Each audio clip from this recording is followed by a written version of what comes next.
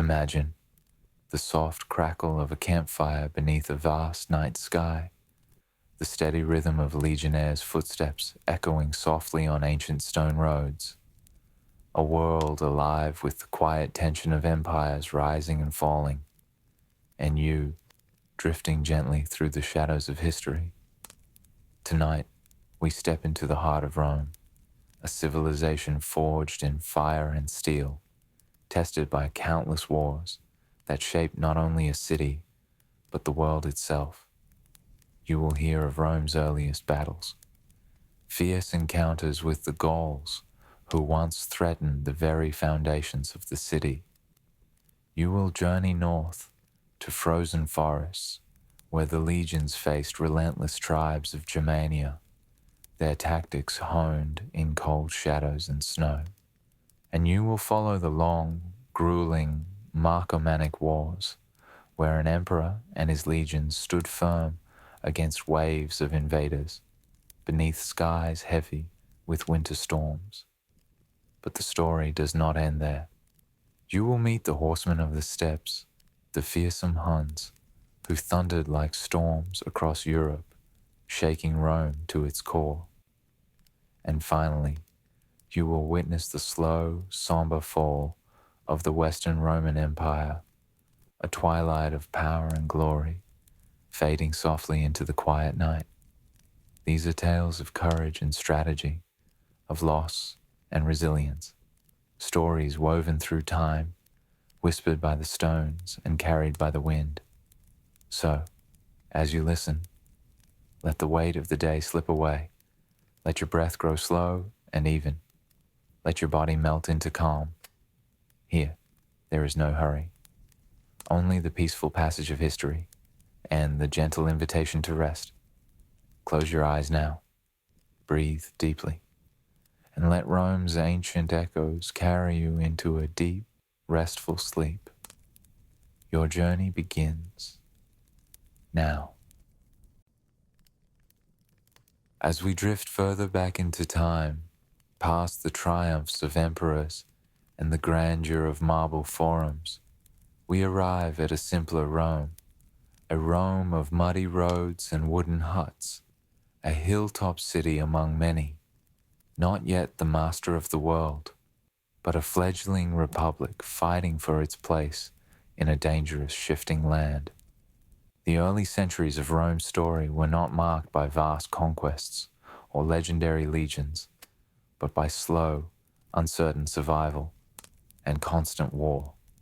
Surrounded by enemies, Rome was forged in fire, tested not once, but many times, by the peoples of Italy who were older, stronger, and more deeply rooted in the land than she was. In the early days, Rome's world was the rolling hills and river valleys of Latium. Latin tribes, Aricia, Tibur, Praeneste, and others, shared kinship, trade, but also competition. Conflict often arose over land, fertile plains for farming, rivers for fishing, forests for wood, also over honor, over alliances with greater powers like Etruria to the north. Rome's earliest soldiers fought with bronze swords, hoplite-style shields, often in phalanx or similar formations borrowed from Etruscan or Greek models. The heavy infantry marched in compact lines, pushing with shoulder and shield, foot by foot. In the Latin War, circa 340 to 338 BCE, much of the fighting was in open fields near rivers, where fluidity mattered. The Romans improved their capacity to deploy in manipulation of smaller units, what later became the Manipular Legion, allowing more flexibility than static phalanxes. Victory in the Latin War didn't come overnight. There were setbacks. There were nights of marching through muddy roads. But Rome's discipline prevailed. Camp setups were regular, supply lines, modest though they were, maintained. Soldiers honor-bound to return to duty. When the Latin War ended, Rome offered Latin cities treaties, some full citizenship, others partial. some became allies, bound by obligation to supply troops. In doing so, Rome wove a web of obligations that would protect her flank and give her strength. To the north, the Etruscans were older, richer, culturally advanced. Their city of Veii perched on high ground, with strong walls of stone, towers, and watchmen in high place. The war with Veii, lasting decades, circa 405 to 396 BCE, tested Rome's endurance. Veii controlled trade along the Tiber, and its location gave it dominance over routes into the plains. Rome attempted many assaults. Direct attacks failed. Etruscan walls held. So the Romans turned to siege, cutting off Veii's water, surrounding hills, intercepting food supplies. They built fortified camps, lines of circumvallation. They dug tunnels beneath walls. At night, under moonlight, engineers labored in earth, while soldiers kept guard above. When Veii finally fell in 396 BCE, it was a watershed. Rome took over Veii's lands. Veii's riches, art, objects, slaves came to Rome. More importantly, Rome absorbed Etruscan military techniques, skilled metalworking, war chariots, wall building, logistical supply over distance. As Veii fell, Rome's attention to the east and south could not be ignored. The hills were home to tribes like the Volsci, Aequi, and Hernici. They knew rugged terrain. They knew ambushes. Rome's legions, used to more open engagements, learned hard lessons here. One such technique was the guerrilla style, avoiding full battle when disadvantageous, instead sending patrols, using scouts to watch passes, building small fortifications on high ground, using night raids to disrupt enemy camps. Romans also learned to supply hill areas via small roads, to create small outposts in hostile territory, using local alliances or mistreaties to divide the tribes. One famous Roman legend tells of Coriolanus, a nobleman whose pride in politics led him to fight the Volsci.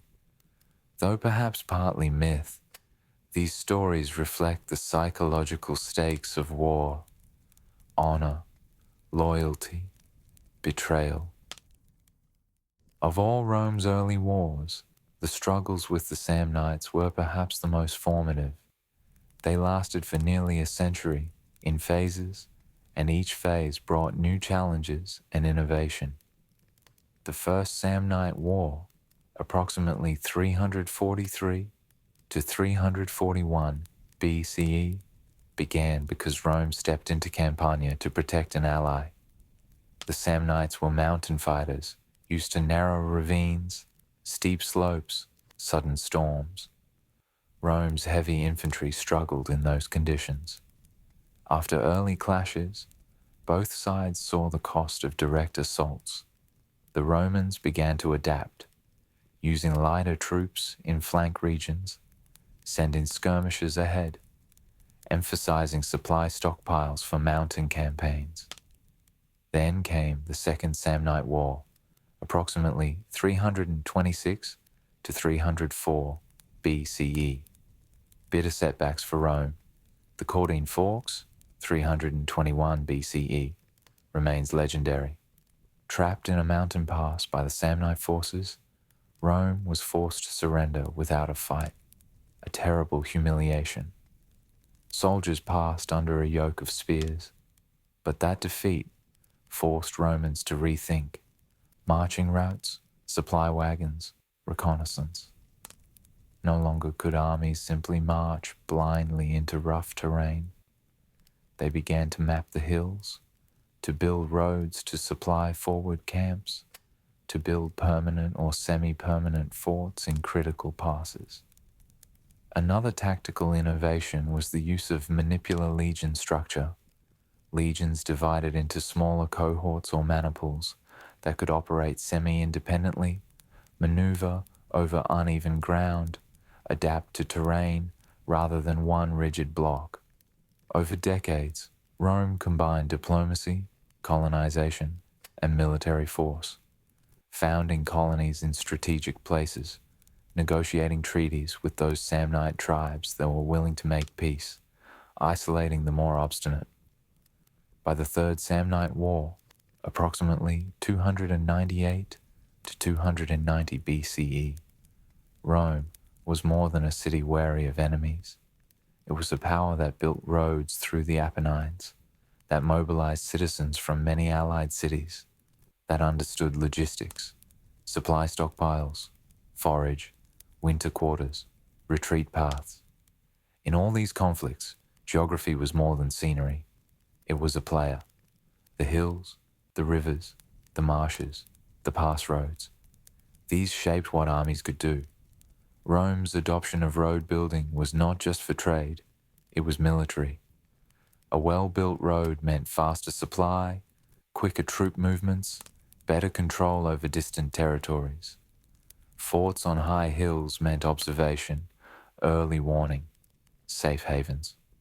Culturally, Rome's sense of civic duty, of citizen soldiers returning to plough, then to battle, helped sustain its manpower. The idea of the civic ideal, duty to the city, service, sacrifice. It was harsh, yet powerful. Tactically, Rome learned flexibility, from strict phalanx to the manipular legion, from full frontal assault to siege to ambush, from punishment to integration of conquered peoples, from reactive defense to strategic offense. As you rest, imagine standing on the crest of a low hill in Latium. At dusk, the sky soft and purple. Below, you see the smoke of camps. You hear the low chants of soldiers preparing breakfast, the clank of metal, the soft sigh of the wind over olive trees. You feel the weight of all those early wars, not as brutal horrors, but as tests, as forging fires. You feel the patience, the cold nights, the strategy, the gods whispered to before battle.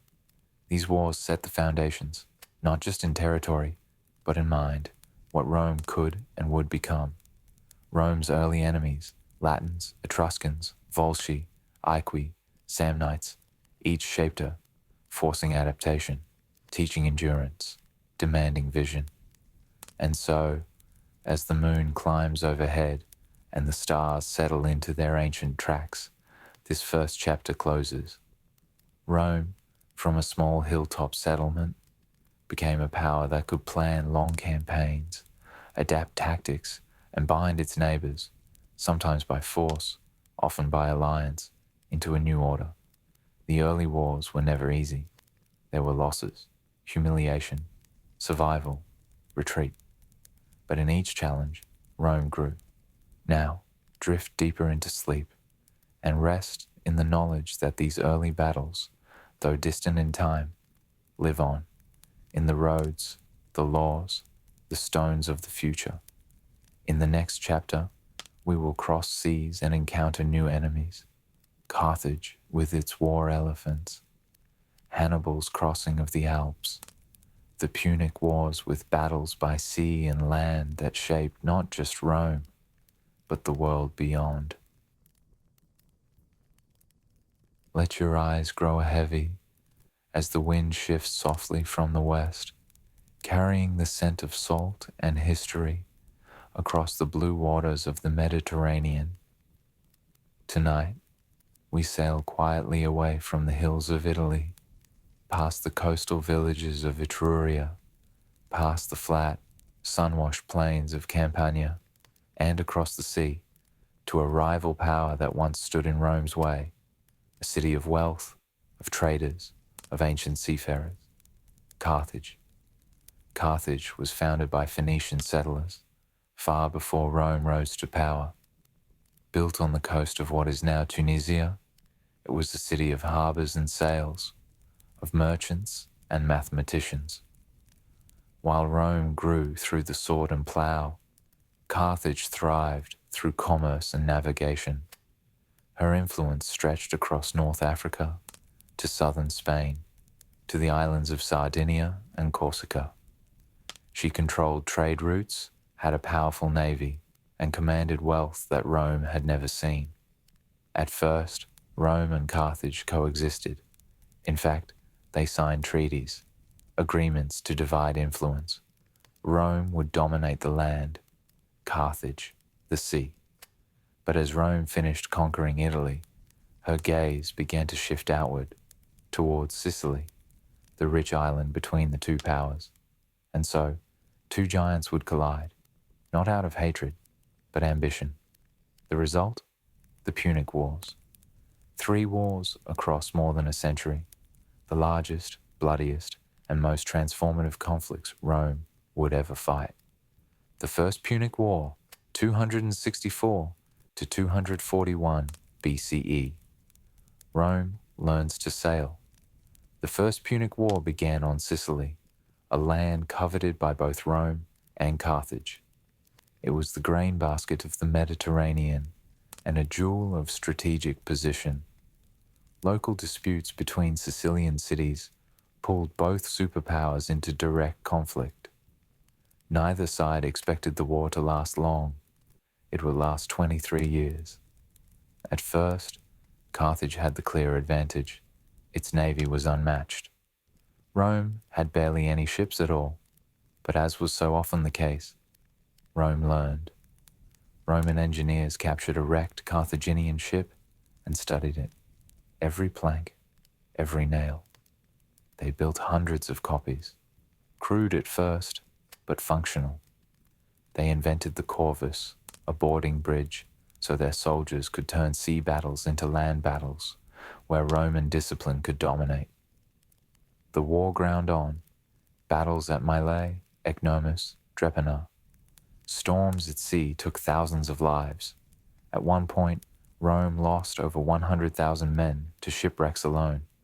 But slowly, through endurance and adaptation, Rome wore Carthage down. In 241 BCE, Carthage sued for peace. Rome had taken Sicily. Her navy was now real, and her hunger had grown. And then came Hannibal. He was Carthaginian by blood, but shaped by war. As a boy, he had sworn an oath, hand on the altar, to hate Rome forever. He would become one of the greatest military minds in history, and he would come for Rome like a storm. The conflict began in Hispania, modern Spain, where Carthage had rebuilt strength. Rome, nervous, made alliances with northern tribes, hoping to contain them. In response, Hannibal struck hard and early, laying siege to the Roman-allied city of Saguntum. Rome demanded he be punished. Carthage refused. And so, the Second Punic War began. But no one, not even Rome, expected what happened next. In a move still studied by generals today, Hannibal marched an army of 90,000 men, 12,000 cavalry, and dozens of war elephants across the Alps. Yes, the Alps.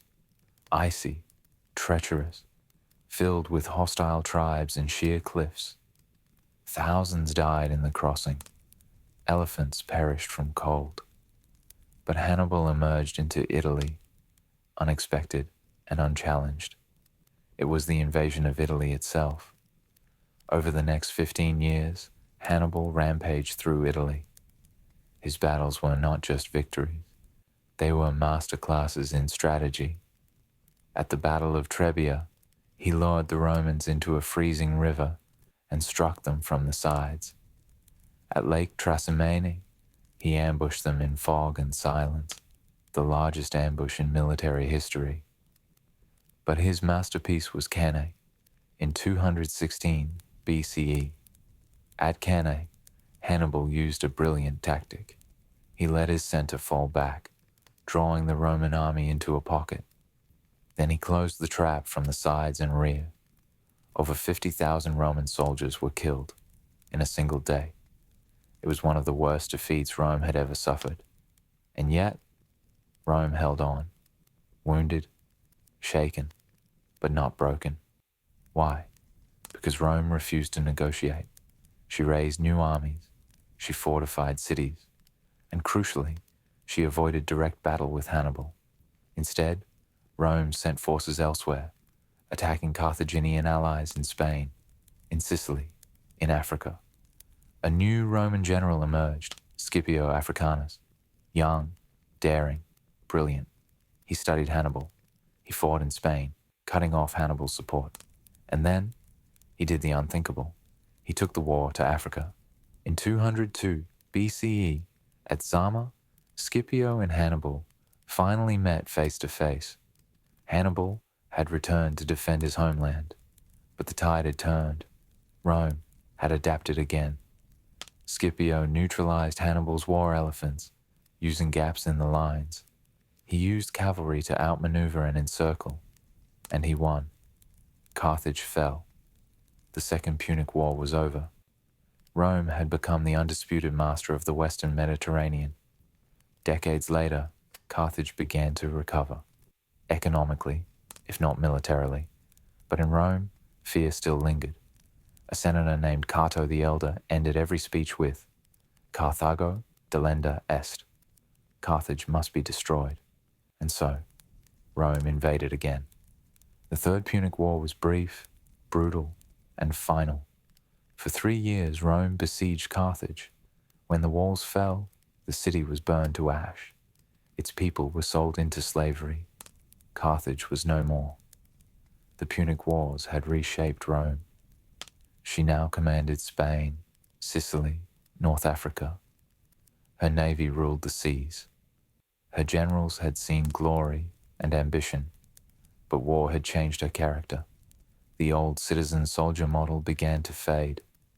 New provinces meant new wealth and corruption, and veterans returned home to find their farms sold and cities in chaos. A new kind of Rome was forming, victorious, but troubled.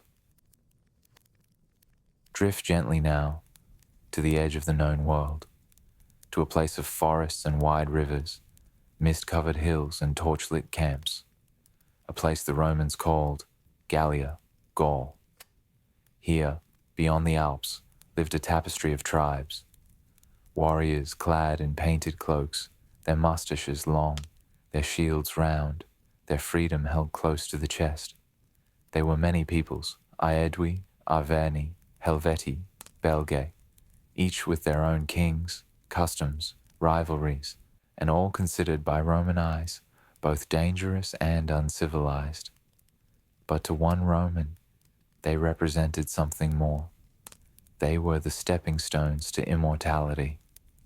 His name was Gaius Julius Caesar, and in 58 BCE, he crossed the Alps with 5 legions and a brilliant burning ambition. And so began the Gallic Wars. Caesar's motives were never just military. He had just completed a term as consul in Rome and had secured a powerful 5-year governorship over Cisalpine Gaul, northern Italy, and Illyricum. With that authority came command of several legions, but no glory. Gaul offered something far greater: warfare, fame, riches, and the loyalty of an army that would one day decide the fate of Rome itself.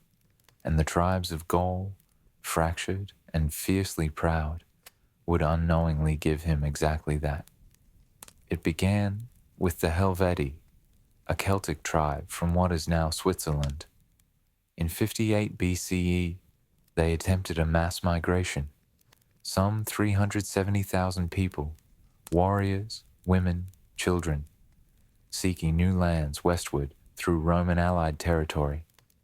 Caesar claimed this migration would destabilize the region and threaten Roman allies. In truth, it was the excuse he needed. He cut off their path, built massive earthworks to block their passage, and engaged them in battle at the Battle of Bibracte. The Helvetii were defeated and forced to return home. Tens of thousands were killed. The survivors were counted, catalogued, and placed back under Roman surveillance. Caesar recorded every detail in his memoir, Commentari de Bello Gallico, presenting himself not as a conqueror, but a protector of Roman order. In truth, it was only the beginning. The next year, 57 BCE, Caesar turned his gaze to northern Gaul, where the tribes of the Belgae had formed a vast confederation, united for the first time in fear of Roman expansion. These were not soft warriors. They were hardened by colder lands, fierce rivalries, and bitter independence. Caesar's legions moved swiftly, using Roman roads, scouting ahead, building fortified camps every night. At the Battle of the Sabres River, the Belgae launched a surprise attack, charging Caesar's forces as they were still setting up camp. The fighting was close, chaotic, and brutal. Roman discipline held. Even as legionaries grabbed weapons mid-construction, they formed ranks. Caesar himself leapt into the fray, rallying his men with sword in hand. The Belgae were defeated, their confederation shattered, and Caesar's fame growing. But Gaul would not fall easily. As Caesar pushed deeper, resistance changed. The tribes stopped fighting pitched battles. Instead, they burned their own towns, ambushed Roman supply lines, and vanished into the woods. In 56 BCE, a revolt erupted among the Veneti, a seafaring tribe along the Atlantic coast. They used ships to evade Roman control. Caesar, adapting, built a fleet, despite having no naval experience, and defeated the Veneti at sea in the Battle of the Atlantic, using hooked poles to tear down enemy sails. The leaders of the tribe were executed. The rest were sold into slavery. This would become Caesar's pattern: victory, punishment, and the steady expansion of Roman control. Not all enemies in the Gallic Wars were Gallic. In the early years, Caesar also faced a threat from beyond the Rhine. Ariovistus, a Germanic king who had crossed into Gaul with thousands of warriors. He had taken land, demanded tribute, and ruled by fear. Caesar met him at the Battle of Vosges, and despite facing ferocious Germanic infantry, the legions prevailed, tight formations breaking the charge of chaotic, screaming warriors. Ariovistus fled across the Rhine. Caesar for the first time had demonstrated Rome's strength against the peoples of Germany, a lesson that would echo for decades. By 52 BCE, nearly all of Gaul was under Roman influence. But peace had not brought submission. In the central highlands, a young chieftain named Vercingetorix of the Arverni tribe rose up and did what no one else had. He united the Gallic tribes against Caesar. Vercingetorix understood what others had not. He abandoned open battle. He used scorched earth tactics, burning fields, cutting off supplies, denying the Romans any foothold. His war was mobile, strategic, and fiercely determined. After a series of engagements, Caesar finally trapped him in the walled hill town of Alesia. Alesia would become Caesar's greatest military feat. The town sat on a hill, with high walls and thousands of Gallic warriors inside. But Caesar did not attack directly. Instead, he built a siege wall, 18 kilometers long, complete with towers, ditches, and traps. Then, learning that a Gallic relief army was approaching, he built a second wall, facing outward, 21 kilometers long. His army stood between two walls, defending against two enemies, those within and those coming to save them. The siege lasted for weeks. Food ran low.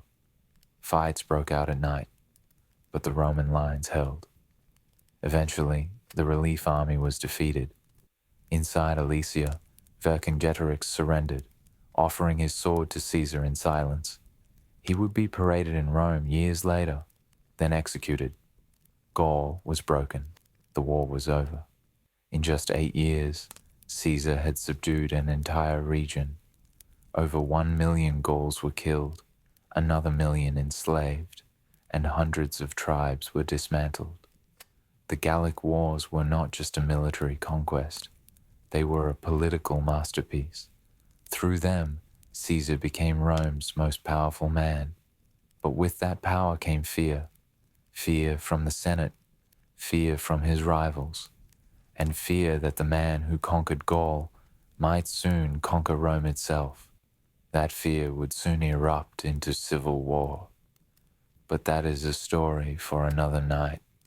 For now, rest your mind among the quiet hills of ancient Gaul, where the fires have long gone out and only the silence of history remains.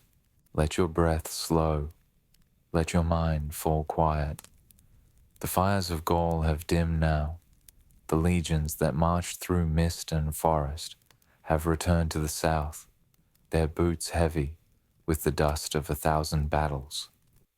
Julius Caesar, no longer a provincial governor, no longer just a general, has become something far more dangerous. He is a man with loyal legions, vast wealth, and unmatched glory. He has conquered more than most dared dream. And yet, the city that gave him power, Rome, now greets him not with triumph, but with fear. In the year 49 BCE, Julius Caesar stood before a narrow, shallow river in northern Italy, the Rubicon. It was the legal boundary. Beyond it lay the provinces, lands he ruled by law, but to cross it with an army was treason. To cross it was to make war on Rome itself. He looked to his men, veterans of Gaul, of Britannia, of battles fought hand to hand in mud and snow. And then, quietly, firmly, he spoke, Alea iacta est, the die is cast. And across the Rubicon, they marched. For nearly 500 years, Rome had been a republic, governed not by kings but by law, by the Senate, by the votes of its citizens. But now, all of that would be tested. Julius Caesar's enemy was not a foreign king. It was Gnaeus Pompeius Magnus, Pompey the Great, once Caesar's ally in the first triumvirate, now the champion of the Senate and the old republic. Pompey had his own legions, his own victories, his own ambition. And he too feared Caesar's rise. When Caesar crossed the Rubicon, Pompey and many senators fled Rome, not to fight him there, but to regroup in the east, where they could raise an army and draw on Rome's wealthiest provinces. Caesar entered the capital unopposed, but this was no victory parade. The war had only just begun. Caesar moved swiftly. First, he marched to Hispania, modern-day Spain, where Pompey's supporters had rallied several legions. At the Battle of Ilerda, he outmaneuvered them, not through open battle, but through siege, starvation, and constant harassment. He won without unnecessary bloodshed. The enemy legions surrendered, and Caesar, ever the politician, pardoned them. His strategy was clear: win hearts where possible, strike hard where not. By 48 BCE, the real confrontation was inevitable. Pompey had assembled a massive army in Greece, superior in cavalry and supplies. Caesar crossed the Adriatic with a smaller force, risking storms and blockade to reach him. They met near a dusty plain called Pharsalus. Caesar's legions were outnumbered, and many were weary from years of war. Pompey's men were fresh, confident, backed by the Senate and noble houses. Pompey expected Caesar's line to crumble beneath cavalry. Instead, Caesar had prepared something brilliant, an extra hidden line of infantry, waiting to engage the cavalry directly. When Pompey's horsemen charged, they were surprised, then slaughtered. The flank collapsed. Caesar's center held firm, and in a controlled, disciplined counterattack, Caesar's veterans broke Pompey's army completely. It was a decisive victory. Pompey fled to Egypt. He would not find safety. As Pompey arrived in Alexandria, seeking refuge, he was met not with welcome, but betrayal. Fearing Caesar's wrath, the young Egyptian ruler Ptolemy XIII had Pompey murdered on the shore, his head severed and offered as a gift. When Caesar arrived days later, he was horrified, not pleased, not relieved, horrified. Pompey had once been his son-in-law, his rival, yes, but also once his friend. He wept at the sight of his severed head. And there, in Egypt, Caesar became entangled in new politics. He met Cleopatra VII, the young queen locked in a civil war of her own. She was brilliant, poised, and politically astute. The two became allies and lovers. Caesar helped restore her to power, but his war was not over. Even after Pompey's death, resistance to Caesar continued. In Africa, remnants of the Senate and Pompey's supporters regrouped. At the Battle of Thapsus in 46 BCE, Caesar crushed them. Tens of thousands were killed or captured. Then, in Hispania again, Pompey's sons rose with fresh armies. The final battle came at Munda in 45 BCE. It was Caesar's most dangerous fight, hard fought, with many of his men near breaking. But victory was his. Pompey's sons were killed, and at last, the civil war was over. Julius Caesar returned to Rome, not just as a general, but as master of the Roman world. He was appointed dictator for 10 years, then for life. He reformed the calendar, cancelled debts, and filled the Senate with his supporters. He refused the title of king, but the crown hovered always near. To many, Caesar was a savior. To others, he was a tyrant in waiting, and in the marble halls of the Senate, whispers became daggers.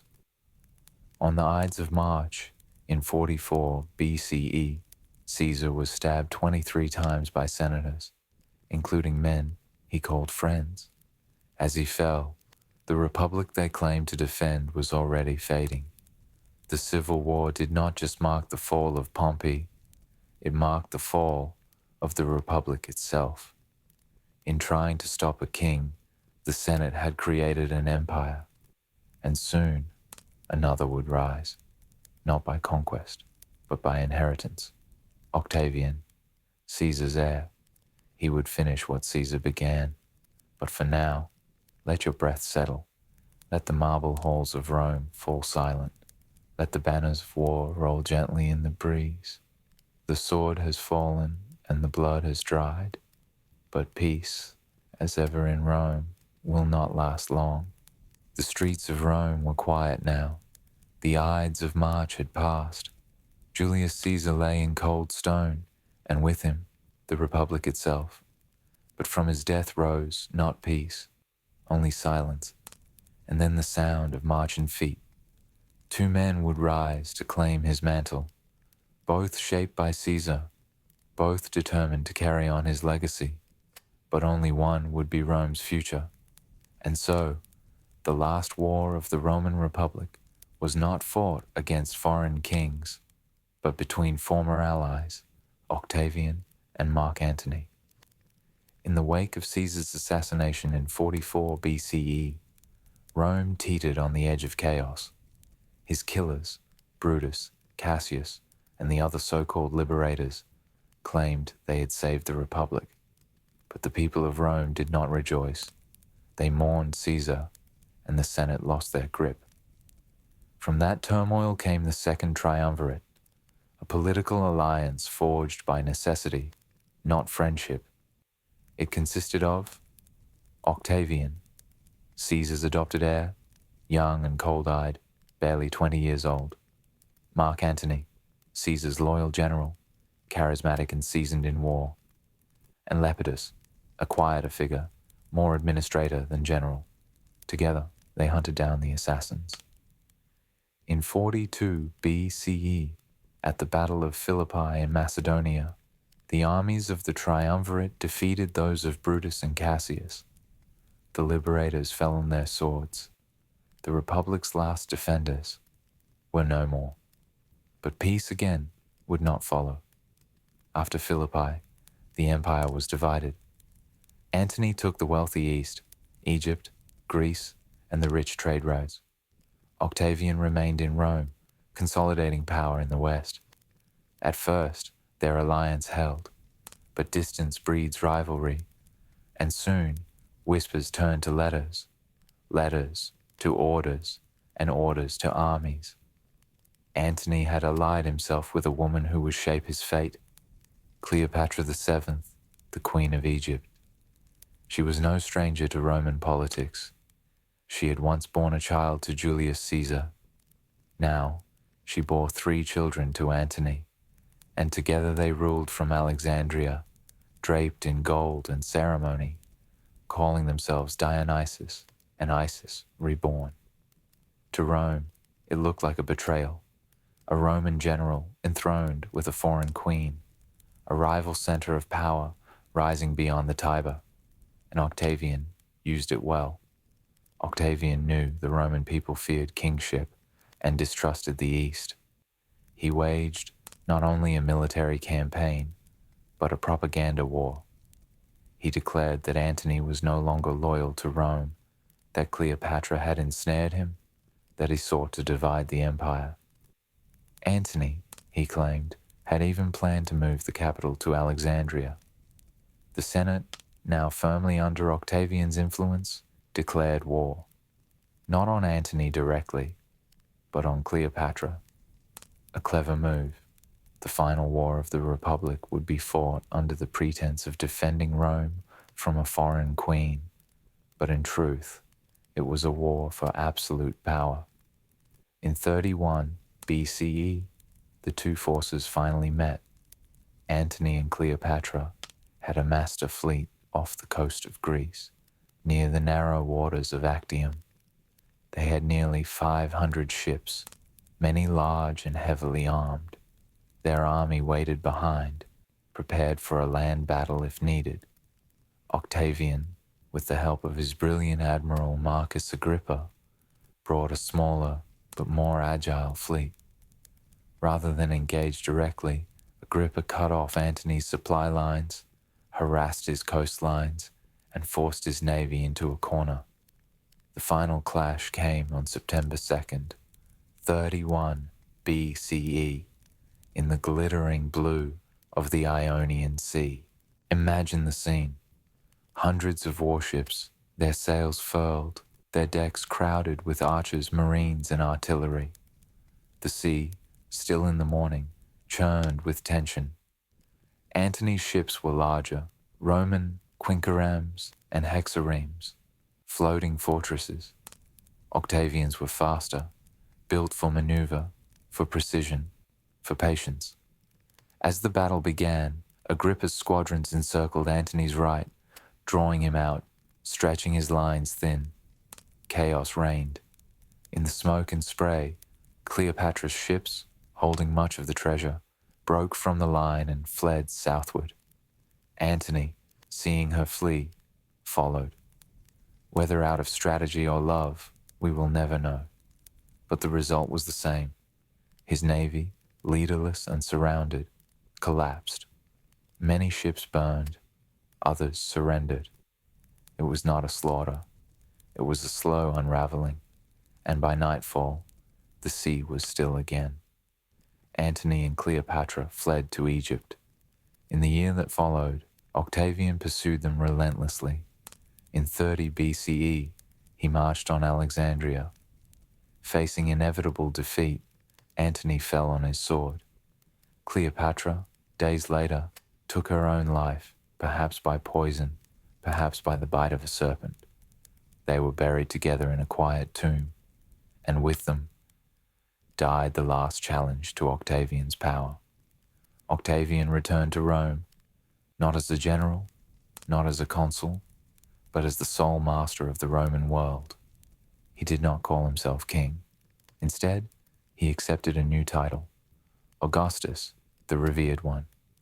In 27 BCE, the Senate, weary, broken, and grateful for stability, granted him authority over the empire. The Roman Republic, after nearly 5 centuries, was no more. In its place stood the Roman Empire, one man at the center, one name on the coins, one will guiding the legions. So ends the last war of the Republic, not with the fall of a city, but the rise of a man. Augustus would rule for over 40 years. He would bring stability, prosperity, and a new era of peace, the Pax Romana. But it was peace earned not through unity, but through victory. And though the wars of the Republic were over, the wars of the Empire were just beginning. Sleep now, with the quiet sea in your mind. Let the sails lower, let the torches dim, and let the history of Rome cradle your thoughts as the Empire at last begins to breathe. Now, let your mind drift past the marble roads and villas of Rome, past the rolling hills of Gaul, to the edge of the map, to the north, where the Rhine flows cold and deep, where the forests grow thick and the trees whisper in forgotten tongues. This is Germania. To Roman eyes, it was a wild, untamed land, its people fierce, independent, and deeply rooted in clan and kin. No cities, no roads, only scattered villages, tribal assemblies, and a deep love of freedom. And it was here that Rome would suffer one of its darkest hours and learn that even an empire has limits. Rome first met the Germanic tribes during Julius Caesar's campaigns in Gaul.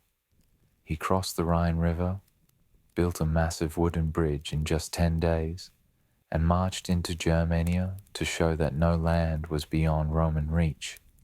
But he did not linger. Caesar knew conquest was one thing, but occupation in the endless forest was another. Over the next decades, Roman governors and generals pushed deeper. Outposts were built, trade routes established. Some tribes allied with Rome, others resisted. By the reign of Emperor Augustus, the ambition was clear. Germania would be Roman. 2 stepsons of Augustus, Drusus and later Tiberius, led major campaigns into Germanic territory in the late 1st century BCE. Drusus built roads, forts, and led deep raids across the Weser River, further east than any Roman army had ever marched. He was brave, methodical, and beloved by his troops. But during a campaign in 9 BCE, his horse threw him, and he died of his injuries.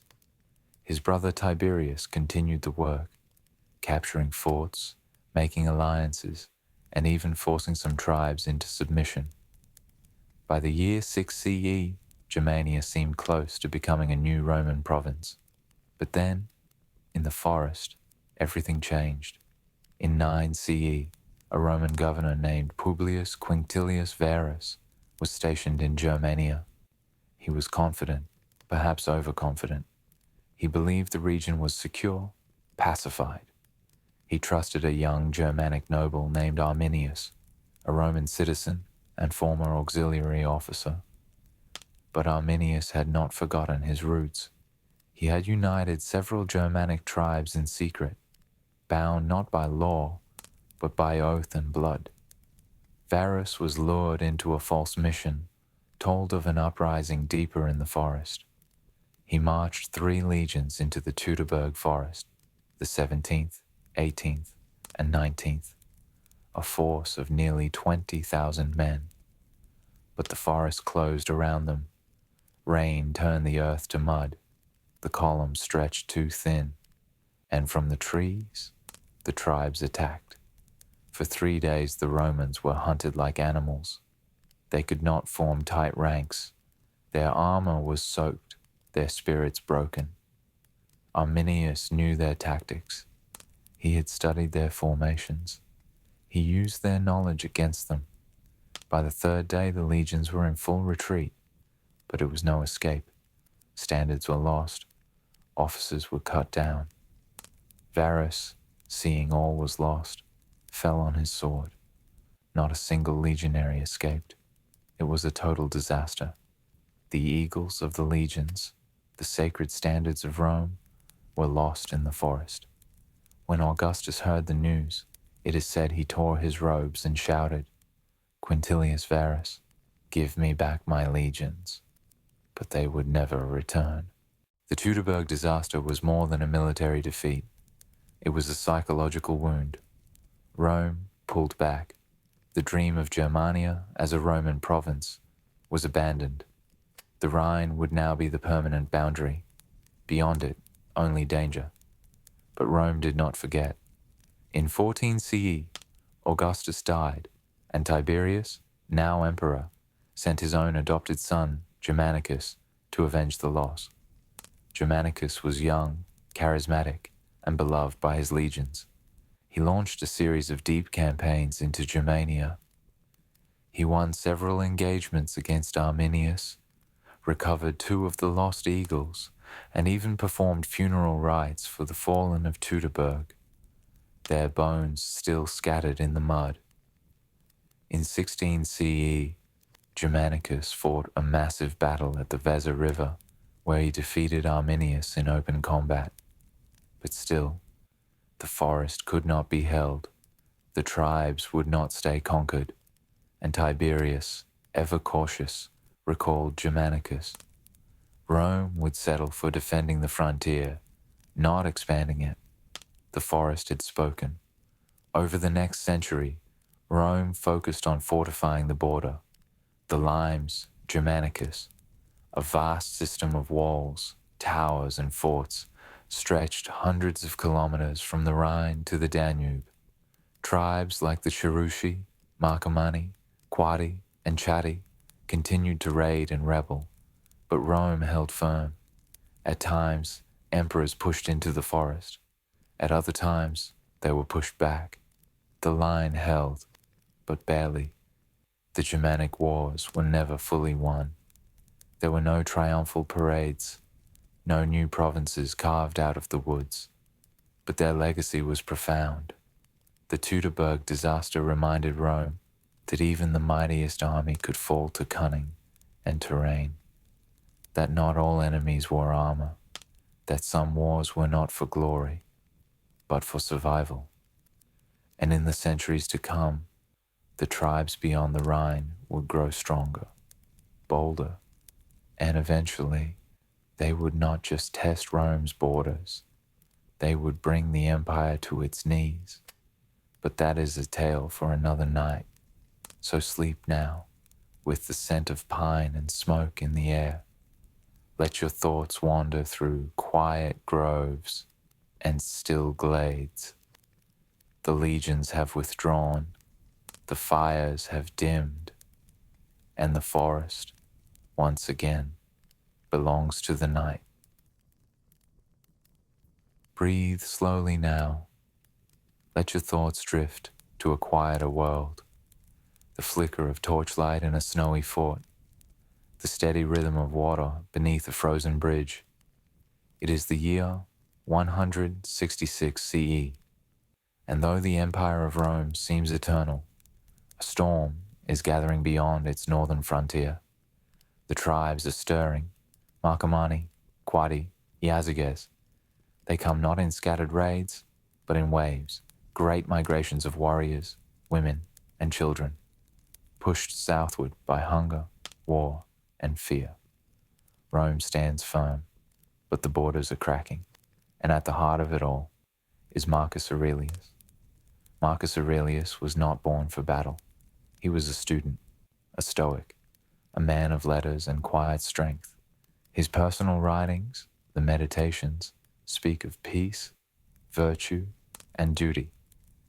Yet history had other plans. Soon after ascending the throne, Rome faced catastrophe, a devastating war in the east against the Parthians. And then, as soldiers returned from the campaign, a plague, likely smallpox, swept across the empire, killing millions. The army was weakened, the economy shaken, and the northern frontier exposed. Sensing Rome's vulnerability, the tribes along the Danube River began to move.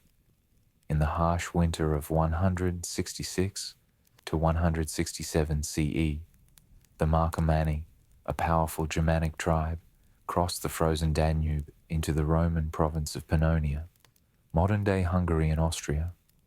They were soon joined by others, the Quadi, from what is now Slovakia, the Iazyges, nomadic Sarmatians from the steppes, and even tribes from as far north as the Goths and Vandals. This was no mere raid. It was an incursion, a migration, a crushing wave of tens of thousands. They overwhelmed local garrisons, burned towns, and pushed as far south as Aquileia, near the Adriatic Sea, within sight of Italy itself. Rome had not been threatened on its home soil in centuries. The alarm bells rang.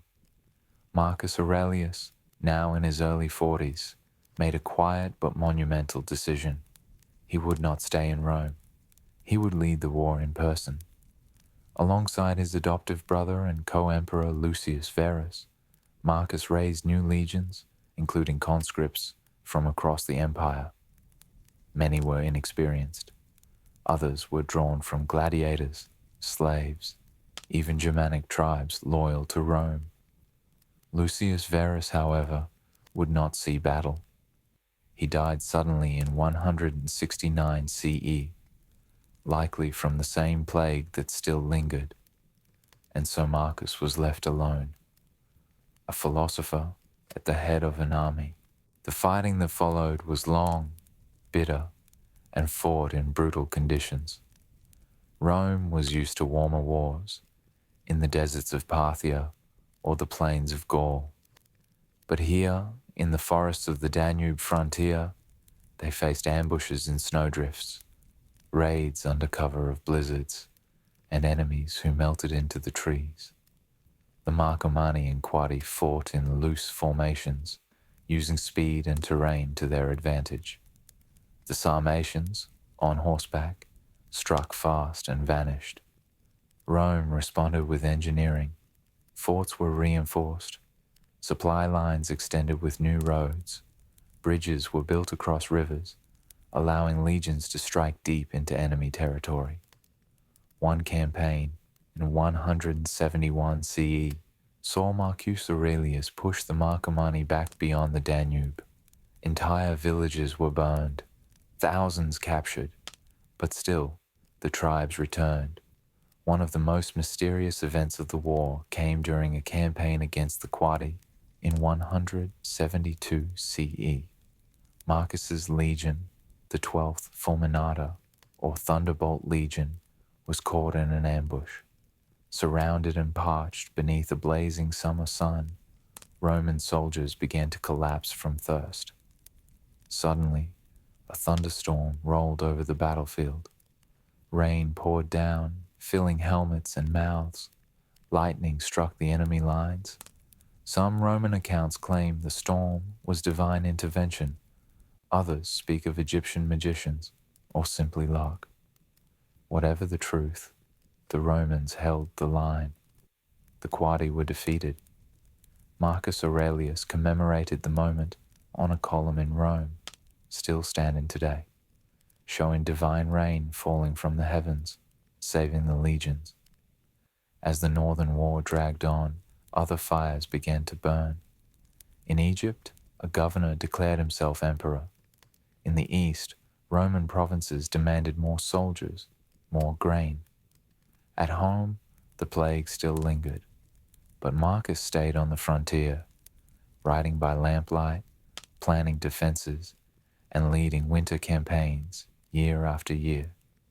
In one of his writings, he said, "Do not waste what remains of your life in speculating about others. It is not what happens to you, but how you react to it that matters." Even as the world frayed, he endured. By 174 to 175 CE, the tide was turning.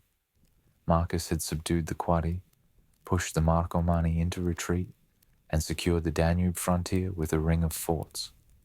He considered turning Germania into a formal Roman province, Germania Superior and Germania Inferior.